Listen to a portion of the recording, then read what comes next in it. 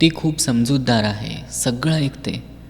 पण अर्धा तास भांडण झाल्यावर एकट्यानं रडणं आणि एकट्यानं राहणं माणसाला बरंच काही शिकवून जातं.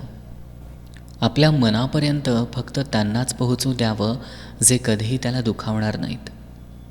दिवस कामात चाललाय, रात्र विचारात चालली आहे, मन अडकत चाललंय, शरीर थकत चाललंय.